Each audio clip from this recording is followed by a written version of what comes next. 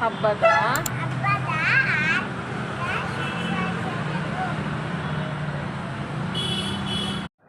ಅಮ್ಮೋ ನಿಮ್ಮಣ್ಣ ಚೆನ್ನಾಗಿ ಬಿಡಿಸ್ತಾ ಇದ್ದಾನಾ? ಯಾರ್ದು ಚೆನ್ನಾಗಿರೋದು? ನಾನು ಬಿಡಿಸಿರೋದ ಅಣ್ಣ ಬಿಡಿಸಿರೋದ? ಇಬ್ರದ್ದು ಚೆನ್ನಾಗಿದೆಯಾ? ನೀನು ಬಲೆ ಜಾಣಿ ನೀನು. ಬೇಜಾರಾಗಬಾರ್ದು ಇಬ್ಬರು ಅಂತ ಇಬ್ರದ್ದು ಚೆನ್ನಾಗಿದೆಯಂತ. ಹೌದು, ಏನಕ್ಕೆ ಮೆಹಂದಿ ಹಾಕ್ಸ್ಕೊಳ್ತಾ ಇರೋದು ನೀನು? ಏನಕ್ಕೆ ಮೆಹಂದಿ ಹಾಕ್ಸ್ಕೊತಾ ಇರೋದು?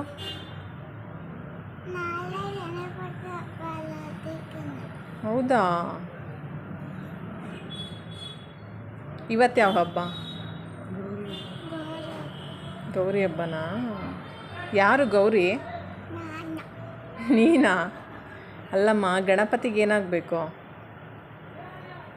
ಹಾಂ,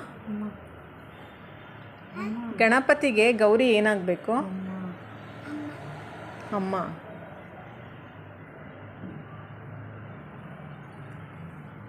ನಿಮ್ಮಣ್ಣ ಗಣಪತಿನ ಬಿಡಿಸ್ತಾ ಇದ್ದಾನೆ.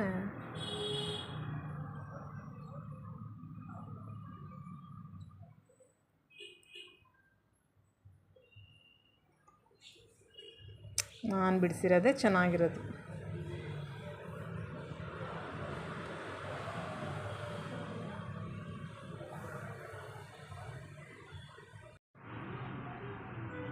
ಈ ಕಡೆ ತಿರುಗಿ ಸರ್. ನನ್ನ ಮಗನಿಗೆ ಕೆಲಸ ಕೊಟ್ಟಿದ್ದೀನಿ, ದೇವ್ರಿನ ಕ್ಲೀನ್ ಮಾಡು ಅಂತ. ಮಾಡ್ತಾ ಇದ್ದಾನೆ.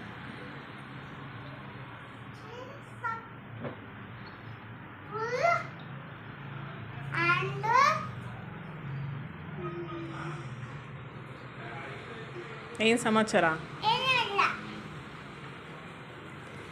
ಇವರು ನಮ್ಮನೆ ಗೌರಮ್ಮ. ಹಾಂ, ಮತ್ತೇನು? ಗೌರಮ್ಮ ಅಲ್ವಾ ನೀನು? ಓಬವ್ವನಾ? ಓಹೋ,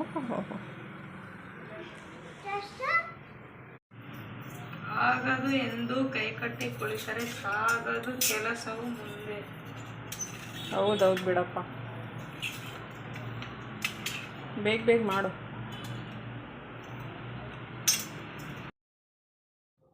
ಹಾಯ್ ಹಲೋ, ಎಲ್ಲರಿಗೂ ನಮಸ್ಕಾರ. ನಾನು ರೂಪ. ನಿಮ್ಮೆಲ್ಲರಿಗೂ ಗೌರಿ ಗಣೇಶ ಹಬ್ಬದ ಹಾರ್ದಿಕ ಶುಭಾಶಯಗಳು. ಇದು ನನ್ನ ಮೊದಲನೇ ವ್ಲಾಗ್, ಅಂದರೆ ಹಬ್ಬದ ಹಿಂದಿನ ದಿನದ ಪ್ರಿಪ್ರೇಷನ್ ವ್ಲಾಗ್ ಆಗಿರುತ್ತೆ. ನನ್ನ ಮಗನೂ ಕೂಡ ನನಗೆಲ್ಲ ಕೆಲಸದಲ್ಲೂ ಹೆಲ್ಪ್ ಮಾಡ್ತಾ ಇದ್ದಾನೆ. ಬಾಗಿಲಿಗೆ ತೋರಣ ಕಟ್ಟೋದಿರ್ಬೋದು, ಮತ್ತು ಹಬ್ಬ ಆಗಿರೋದ್ರಿಂದ ಕೆಲಸ ಸ್ವಲ್ಪ ಜಾಸ್ತಿನೇ ಇರುತ್ತೆ. ಸೊ ಅದಕ್ಕೇ ಅವನು ಕೂಡ ಹೆಲ್ಪ್ ಮಾಡ್ತಾ ಇದ್ದಾನೆ. ಅದ್ರ ಜೊತೆಗೆ ನನ್ನ ಮಗಳು ಕೂಡ ಅವ್ರ ಅಣ್ಣನಿಗೆ ಹೆಲ್ಪ್ ಮಾಡ್ತಾ ಇದ್ದಾಳೆ. ಮಾವಿನ ಸೊಪ್ಪನ್ನ ನಾನು ಕೊಡ್ತೀನಿ ಅಂತ. ನೋಡಿ, ಈಗೊಬ್ಬರು ಯೂನಿವರ್ಸಲ್ ಪರ್ಸನ್ ಬರ್ತಾರೆ.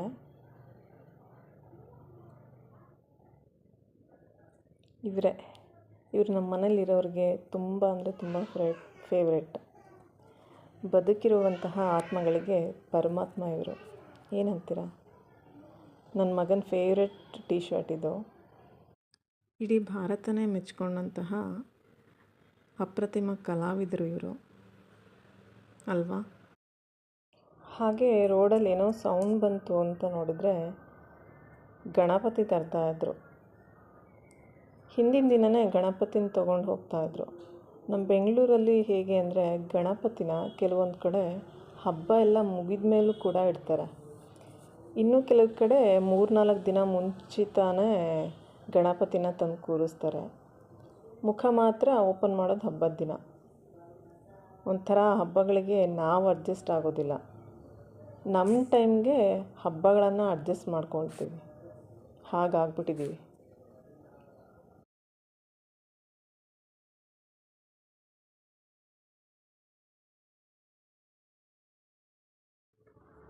ದೇವ್ರ ರೂಮೆಲ್ಲ ನನ್ನ ಮಗನೇ ಕ್ಲೀನ್ ಮಾಡಿಕೊಟ್ಟ. ನನ್ನ ಮಗಳು ಬೆಳಗ್ಗೆಯಿಂದನೂ ಮೆಹಂದಿ ಹಚ್ಚಮ್ಮ ಅಂತ ಅಂತಿದ್ಲು. ಒಂದು ಕೈಗೆ ಮಾತ್ರ ನಾನು ಹಚ್ಚಿದ್ದು, ಇನ್ನೊಂದು ಕೈಗೆ ನನ್ನ ಮಗನೇ ನಾನೇ ಹಚ್ತೀನಿ ಅಂತ ಹೇಳಿ ಅವನೇ ಮೆಹಂದಿ ಎಲ್ಲ ಹಾಕ್ದ. ಬೆಳಗ್ಗೆನೇ ಪೂಜೆ ಮಾಡಿಕೊಂಡು ಊರಿಗೆ ಹೊರಡಬೇಕಾಗಿತ್ತು. ಯಾಕಂದರೆ ನಾವು ಹಾಲೆರೆಯೋದು ನಮ್ಮ ಮನೆ ದೇವಸ್ಥಾನ ಇದೆಯಲ್ಲ ಅಲ್ಲಿ. ಈಗೊಂದು 8 ವರ್ಷದಿಂದ ಅಲ್ಲೇ ಮಾಡ್ತಾಯಿದ್ದೀವಿ. ಅಲ್ಲಿ ಹುತ್ತ ಇಲ್ಲ, ಆದರೆ ನಾಗರಿಕಲ್ಲಿಗೆ ಹಾಲೆರಿತೀವಿ. ಏಕೆಂದರೆ ನಮ್ಮ ಯಜಮಾನ್ರು ಇದ್ದಾರಲ್ವ, ಅವ್ರ ತಾತ ಮುತ್ತಾತನ ಕಾಲದಿಂದನೂ ಅಲ್ಲೇ ಪೂಜೆ ಮಾಡ್ತಿದ್ರಂತೆ. ಹೀಗೆ ದೊಡ್ಡವರೊಬ್ಬರು ಹೇಳಿದ್ರು, ನೀವು ಕೂಡ ಇಲ್ಲೇ ಮಾಡಿ ಅಂತ ಅಂದು. ಅದಕ್ಕೋಸ್ಕರ ಕೂಡ ನಾವು ಕೂಡ ಅಲ್ಲೇ ಪೂಜೆ ಮಾಡ್ಕೊಂಡು ಬರ್ತಾಯಿದ್ದೀವಿ ಒಂದು 8 ವರ್ಷದಿಂದ. ನಾನು ದೇವರಿಗೆ ಮಡ್ಲಕ್ಕಿ ಮತ್ತು ಹಾಲೆರಿಯೋಕ್ಕೆ ಬೇಕಾಗಿರೋ ಪೂಜೆ ಐಟಮ್ಸು ಮತ್ತು ನಮ್ಮ ಯಜಮಾನ್ರು ಅಕ್ಕನಿಗೆ ಬಾಗಿನ ಕೊಡಬೇಕಾಗಿತ್ತು. ಅದೆಲ್ಲನೂ ಕೂಡ ಬೇರೆ ಬೇರೆಯಾಗಿ ಪ್ಯಾಕ್ ಮಾಡ್ಕೊಳ್ತಾ ಇದ್ದೀನಿ, ಯಾಕಂದರೆ ಯಾವ ಐಟಮ್ಸ್ ಕೂಡ ಮಿಸ್ ಆಗಬಾರ್ದು ಅಂತ. ನಮ್ಮ ಮನೆಯಲ್ಲಿ ಗೌರಿ ಮತ್ತು ಗಣೇಶನ ಕೂರಿಸೋದಿಲ್ಲ, ಹಬ್ಬ ಮಾಡ್ತೀವಿ.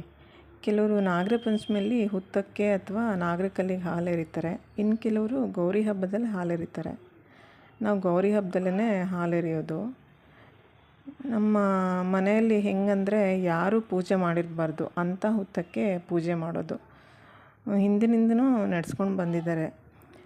ಹುತ್ತ ಸಿಗಲಿಲ್ಲ ಅಂದರೂ ಕೂಡ ಇನ್ನೇನು ಹಬ್ಬ ಹತ್ರಕ್ಕೆ ಬರ್ತಿದ್ದೆ ಅನ್ನೋವಾಗ ಹುತ್ತನ ಹುಡುಕಿಟ್ಕೊಂಡಿರ್ತಾರೆ. ಸಾಮಾನ್ಯವಾಗಿ ಹಳ್ಳಿ ಕಡೆ ಎಲ್ಲ ಹುತ್ತಗಳು ಸಿಕ್ಬಿಡುತ್ತೆ, ಸಿಟಿಗಳನ್ನೇ ತುಂಬ ಕಷ್ಟ. ಸಿಟಿಯಿಂದ ತುಂಬ ದೂರ ಹೋಗಬೇಕಾಗತ್ತೆ ಹುತ್ತ ಹುಡ್ಕೋದಕ್ಕೆ. ಆದರೂ ಪೂಜೆ ಮಾಡಿರೋ ಹುತ್ತಕ್ಕೆ ಮಾತ್ರ ನಾವು ಮಾಡೋದಿಲ್ಲ. ನಮ್ಮ ಮನೆ ದೇವ್ರು ಇದೆಯಲ್ವ, ಅಲ್ಲಿ ಅವರೊಬ್ಬರು ಹೇಳಿದ್ದಕ್ಕೆ ಈಗ ಅಲ್ಲೇ ಹೋಗಿ ಪೂಜೆ ಮಾಡ್ಕೊಂಡು ಬರ್ತೀವಿ. ಹೊಂಬಾಳೆ ಲಕ್ಷ್ಮಿ ಅಂತ ನಮ್ಮ ಮನೆ ದೇವರು. ಆ ದೇವಸ್ಥಾನದ ಒಳಗಡೆನೇ ನಾಗರ ಕಲ್ಲಿದೆ, ಅಲ್ಲೇ ಎಲ್ಲ ಪೂಜೆ ಮಾಡ್ತಾರೆ. ಈ ಬಾಗಿನ ಕೊಡೋ ಸಂಪ್ರದಾಯ ಇದೆಯಲ್ಲ, ಅದೊಂದು ತುಂಬ ಅದ್ಭುತವಾಗಿರೋ ಸಂಪ್ರದಾಯ ಅಂತಲೇ ಹೇಳ್ಬೋದು. ಯಾಕಂದರೆ ಗಂಡನ ಮನೆಯಲ್ಲಿ ಎಷ್ಟೇ 1000 ಲಕ್ಷದ ಸೀರೆ ಒಡವೆಗಳನ್ನು ತೊಗೊಂಡ್ರು ಕೆಲವು ಹೆಣ್ಮಕ್ಳು ತವರಿನಿಂದ ಬರೋ ಬಾಗಿನಿಗೆ ಕಾಯ್ತಾ ಇರ್ತಾಳೆ. ಅವ್ರು ಏನೇ ಕೊಟ್ಟರು ಖುಷಿಯಿಂದ ಅದನ್ನು ಕೋಟಿಗೆ ಸಮ ಅಂತ ಅಂದ್ಕೊಂಡು ತೊಗೊಳ್ತಾಳೆ. ಇನ್ನು ಕೆಲವ್ರು ಇರ್ತಾರೆ, ಅವರಿಗೆ ಎಷ್ಟು ಕೊಟ್ಟರು ಏನೇ ಕೊಟ್ಟರು ಸಮಾಧಾನ ಆಗಲ್ಲ. ನನಗೆ ಅದು ಕೊಟ್ಟಿಲ್ಲ, ಇದು ಕೊಟ್ಟಿಲ್ಲ, ಅದು ಬೇಕು ಇದು ಬೇಕು ಅಂತ ಮುಖನ ಗಂಟಾಕೊಳ್ಳಿರ್ತಾರೆ. ಅಂಥವ್ರಿಗೆ ಏನು ಹೇಳೋದೋ ಗೊತ್ತಾಗಲ್ಲ. ಬಾಗಿನನ ಒಬ್ಬೊಬ್ಬರು ಒಂದೊಂದು ರೀತಿಲಿ ಕೊಡ್ತಾರೆ. ಮದುವೆ ಆದ ಮೊದಲನೇ ವರ್ಷದಲ್ಲಿ ಈ ಮೊರ ಇರುತ್ತಲ್ಲ, ಅದರಲ್ಲಿ ಧಾನ್ಯಗಳು, ಹಣ್ಣುಗಳು, ತರಕಾರಿಗಳು, ಹೂವು, ಅರಿಶಿನ, ಕುಂಕುಮ, ಇನ್ನು ಹಲವಾರು ಸಾಮಗ್ರಿಗಳನ್ನು ಇಟ್ಕೊಡ್ತಾರೆ. ಆದರೆ ನೆಕ್ಸ್ಟ್ ವರ್ಷದಿಂದ ಮೊರದಲ್ಲೇನು ಕೊಡೋದಿಲ್ಲ, ಹಾಗೆ ಬಾಗಿನ ಕೊಡ್ತಾರೆ ಅಷ್ಟೇ. ನಾನು ಹೇಳ್ತಿರೋದು ನಮ್ಮ ಕಡೆ ಹೇಗೆ ಕೊಡ್ತಾರೆ ಅಂತ. ಒಂದೊಂದು ಕಡೆ ಒಂದೊಂದು ರೀತಿ ಸಂಪ್ರದಾಯಗಳನ್ನು ಆಚರಿಸ್ಕೊಂಡು ಬಂದಿರ್ತಾರಲ್ವ, ಅದಕ್ಕೆ ಸಂಪ್ರದಾಯ ಅಂದ ಹಾಗೆ ಒಂದು ಮಾತು ಹೇಳಬೇಕು ಅಂತ ಅನ್ನಿಸ್ತು. ಏನಂದರೆ ಹಿಂದಿನ ಕಾಲದಿಂದನೂ ಕೂಡ ನಮ್ಮ ಹಿರಿಯರು ಹಲವಾರು ರೀತಿ ಸಂಪ್ರದಾಯಗಳನ್ನು ಆಚರಣೆ ಮಾಡ್ಕೊಂಡು ಬಂದಿದ್ದಾರಲ್ವ. ಇವಾಗ ಏನಾಗ್ಬಿಟ್ಟಿದೆ ಅಂದರೆ ಅವ್ರು ಮಾಡೋ ಆಚರಣೆಯಲ್ಲಿ ಅರ್ಧದಷ್ಟು ಕೂಡ ನಾವು ಮಾಡ್ತಾಯಿಲ್ಲ. ಇನ್ನು ಮುಂದಿನ ಜನ್ರೇಷನ್ ಅಷ್ಟೊತ್ತಿಗೆ ಈ ಸಂಪ್ರದಾಯಗಳು ಇರುತ್ತೋ ಇಲ್ವೋ ಗೊತ್ತಿಲ್ಲ. ಈ ಸಂಪ್ರದಾಯಗಳ ಬಗ್ಗೆ, ಹಬ್ಬಗಳ ಆಚರಣೆಗಳ ಬಗ್ಗೆ ನಮ್ಮ ಮಕ್ಳಿಗೂ ಕೂಡ ನಾವು ಹೇಳ್ಕೊಡ್ಬೇಕಾಗತ್ತೆ. ಆವಾಗಷ್ಟೇ ಅವರು ಇದನ್ನೆಲ್ಲ ಉಳಿಸ್ಕೊಂಡು ಹೋಗೋಕ್ಕಾಗತ್ತೆ ಅಲ್ವಾ. ಮತ್ತು ಇನ್ನೊಂದು ಮುಖ್ಯವಾದ ವಿಷಯ ಅಂದರೆ, ಈ ಮರದ ಬಾಗಿನ ಏನು ಕೊಡ್ತಾರಲ್ವ, ಅದರಲ್ಲಿ 16 ಪದಾರ್ಥಗಳು ಇಡಬೇಕಂತೆ. ಅಂದರೆ 16 ಲಕ್ಷ್ಮಿಯರ ಆರಾಧನೆ ಅಂತ. ಅರಿಶಿನ ಸೌಭಾಗ್ಯ ಲಕ್ಷ್ಮಿ ಆದರೆ ಕುಂಕುಮ ಶ್ರೀಲಕ್ಷ್ಮಿ, ಸಿಂಧೂರ ಸರಸ್ವತಿ ಲಕ್ಷ್ಮಿ, ಕನ್ನಡಿ ರೂಪಲಕ್ಷ್ಮಿ, ಬಾಚಣಿಕೆ ಶೃಂಗಾರ ಲಕ್ಷ್ಮಿ, ಕಾಡಿಗೆ ಲಜ್ಜಾ ಲಕ್ಷ್ಮಿ ಅಂತೆ, ಅಕ್ಕಿ ಅನ್ನಲಕ್ಷ್ಮಿ, ತೊಗರಿಬೇಳೆ ವರಲಕ್ಷ್ಮಿ, ಉದ್ದಿನಬೇಳೆ ಸಿದ್ಧಿಲಕ್ಷ್ಮಿ, ತೆಂಗಿನಕಾಯಿ ಸಂತಾನ ಲಕ್ಷ್ಮಿ, ವಿಳೆದೆಲೆ ಧನಲಕ್ಷ್ಮಿ, ಹಾಗೆ ಅಡಿಕೆ ಇಷ್ಟಲಕ್ಷ್ಮಿ ಆದರೆ ಹಣ್ಣು ಜ್ಞಾನಲಕ್ಷ್ಮಿ, ಬೆಲ್ಲ ರಸಲಕ್ಷ್ಮಿ, ವಸ್ತ್ರ ವಸ್ತ್ರಲಕ್ಷ್ಮಿ, ಹಾಗೆ ಹೆಸರುಬೇಳೆ ವಿದ್ಯಾಲಕ್ಷ್ಮಿ. ಹೀಗಾಗಿ ಈ ಮೊರದ ಬಾಗಿಣನ 16 ಲಕ್ಷ್ಮಿಯರ ಆಶೀರ್ವಾದ ಸಂಕೇತ ಅಂತ ಹೇಳ್ತಾರಂತೆ. ಹಾಗೆ ಬಾಕ್ಸ್ನಲ್ಲಿ ರಂಗೋಲಿ ಖಾಲಿಯಾಗಿತ್ತು, ಅದಕ್ಕೆ ರಂಗೋಲಿ ಮತ್ತು ಅಕ್ಕಿ ಹಿಟ್ಟನ್ನು ಮಿಕ್ಸ್ ಮಾಡಿ ಇಡ್ತಾಯಿದ್ದೀನಿ. ನಾನು ಯಾವಾಗಲೂ ಬರೀ ರಂಗೋಲಿ ಹಾಕೋದಿಲ್ಲ, ಅಕ್ಕಿ ಹಿಟ್ಟನ್ನು ಸೇರಿಸಿನೇ ರಂಗೋಲಿ ಬಿಡಿಸೋದು. ಈ ಥರ ಮಾಡೋದ್ರಿಂದ ರಂಗೋಲಿನೂ ಚೆನ್ನಾಗಿ ಕಾಣಿಸುತ್ತೆ.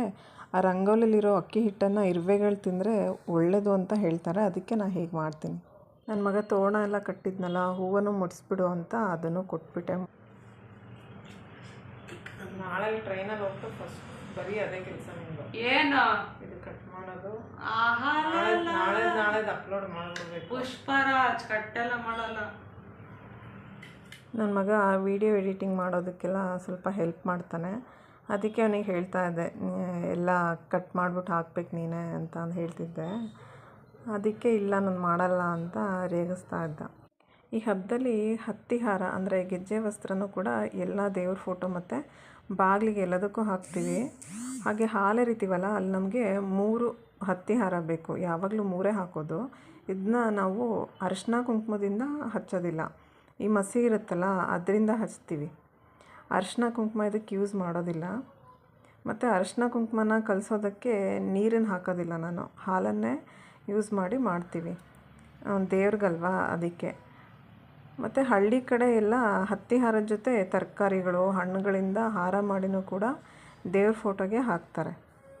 ನನ್ನ ಮಗನೂ ಕೇಳ್ತಾ ಇದ್ದ, ಎಲ್ಲ ದೇವ್ರೂ ಒಂದೇ ಅಲ್ವಾ, ಯಾಕೆ ಆ ದೇವ್ರಿಗೆ ಮಾತ್ರ ಈ ಥರ ಹಾರ, ಅದಕ್ಕೆ ಯಾಕೆ ಈ ಥರ ಅಂತ ಕೇಳ್ತಾ ಇದ್ದ. ನಾನು ಹೇಳ್ತಾ ಇದ್ದೆ, ಎಲ್ಲ ಮನುಷ್ಯರು ಒಂದೇ ಥರ ಇರಲ್ವಲ್ಲ, ಹಾಗೆಯೇ ಕೆಲವೊಂದಕ್ಕೆ ಕೆಲವೊಂದು ಥರ ಸಂಪ್ರದಾಯಗಳಿರುತ್ತೆ ಅಂತ ಅವನಿಗೂ ತಿಳಿಸಿ ಹೇಳ್ತಾ ಇದ್ದೆ. ಆಲ್ರೆಡಿ 11:15 ಆಗಿಬಿಟ್ಟಿತ್ತು. ನನ್ನ ಮಗನೂ ಕೂಡ ಮಮ್ಮಿ ನಿದ್ದೆ ಬರ್ತಿದೆ ಅಂತ ಹೇಳ್ತಾ ಇದ್ದ, ಯಾಕಂದರೆ ಬೆಳಗ್ಗೆ ಬೇಗ ಎದ್ದಬೇಕಾಗಿತ್ತು. ಇನ್ನೇನು ಇದೊಂದು ಕೆಲಸ ಇದೆ ಅಲ್ವಾ, ಬೇಗ ಬೇಗ ಮಾಡಿಬಿಡ ಅಪ್ಪ ಅಂತ ಹೇಳಿ ಪಾಪ ಅವನ್ನೂ ಕೂರಿಸ್ಕೊಂಡಿದ್ದೆ. ಯಾಕಂದರೆ ಅವನು ಅವಾಗವಾಗ ಕಾಮಿಡಿ ಮಾಡ್ತಾ ಇರ್ತಾನೆ, ಟೈಮ್ ಹೋಗಿದ್ದೇ ಗೊತ್ತಾಗಲ್ಲ. ಅದಕ್ಕೆ ನಮಗೆ ಬೆಳಗ್ಗೆ 5 ಗಂಟೆಗೆ ಟ್ರೈನ್ ಇತ್ತು ಶಿವಮೊಗ್ಗದ ಕಡೆ ಹೋಗೋದಕ್ಕೆ. 4 ಗಂಟೆ ಒಳಗೆ ಮನೇಲಿ ಪೂಜೆ ಆಗಬೇಕಾಗಿತ್ತು. ನನ್ನ ಹಸ್ಬೆಂಡು ಕೂಡ ಸ್ವಲ್ಪ ಕೆಲಸದಲ್ಲಿ ಹೆಲ್ಪ್ ಮಾಡಿ ಅವರು ಕೂಡ ನನ್ನ ಮಗಳು ಹಸ್ಬೆಂಡ್ ಇಬ್ಬರು ಮಲ್ಕೊಂಡ್ರು. ನಾನಂತೂ 2 ಗಂಟೆಗೆ ಎದ್ದೋಬೇಕು ಅಂತ ಫಿಕ್ಸ್ ಆಗಿಬಿಟ್ಟಿದ್ದೆ. ಯಾಕಂದರೆ 2 ಗಂಟೆಗೆ ಎದ್ರೇ ಎಲ್ಲ ಕೆಲಸ ಆಗಿ ಊರಿಗೆ ಹೋಗೋಕ್ಕಾಗೋದು. ಅದಕ್ಕೇ ನಾನು ಈ ಹತ್ತಿಹಾರ ಆಗಲಿ ಆಮೇಲೆ ತುಪ್ಪದ ಬತ್ತಿಯನ್ನಾಗಲಿ ಅಂಗಡಿಯಿಂದ ನಾನೇನು ಕೊಂಡ್ಕೊಂಡು ಬರೋದಿಲ್ಲ. ಯಾಕಂದರೆ ನಂಗೆ ಇಷ್ಟ ಆಗೋದಿಲ್ಲ ಅದು. ನಾನೇ ಮನೆಯಲ್ಲಿ ಕೈಯಾರೆ ಮಾಡಿರೋದು ಮಾತ್ರ ನನಗೆ ಇಷ್ಟ ಆಗುತ್ತೆ.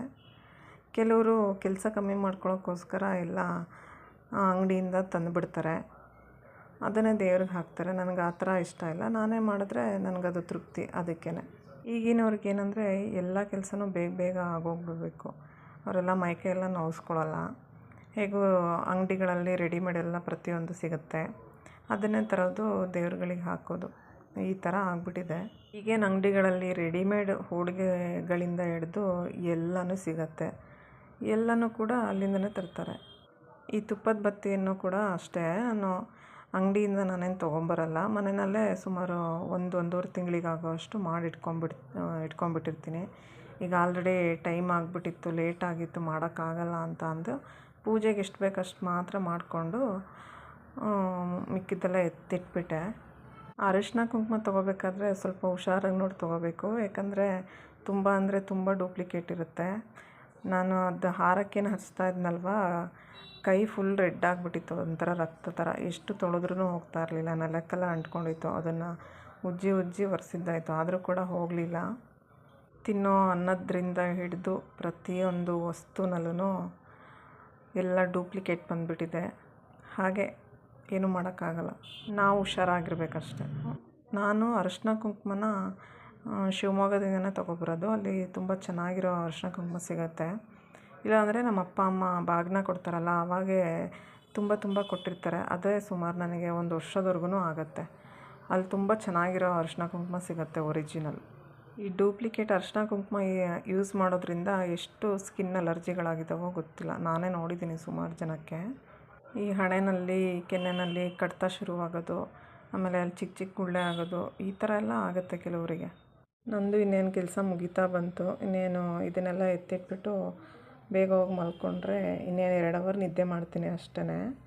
ಸ್ವಲ್ಪ ಎಣ್ಣೆನೂ ಮತ್ತು ಸ್ವಲ್ಪ ತುಪ್ಪನೂ 2 ಸಮ ಪ್ರಮಾಣದಲ್ಲಿ ತೊಗೊಂಡು ಸ್ವಲ್ಪ ಬೆಚ್ಚಗೆ ಮಾಡಿಕೊಂಡು ತುಪ್ಪದ ಬತ್ತಿಗಳನ್ನು ನಾನು ಯಾವಾಗಲೂ ನೆನೆಸಿ ಇಟ್ಕೊಳ್ಳೋದು. ಅದರಿಂದ ಚೆನ್ನಾಗಿ ಉರಿಯುತ್ತೆ.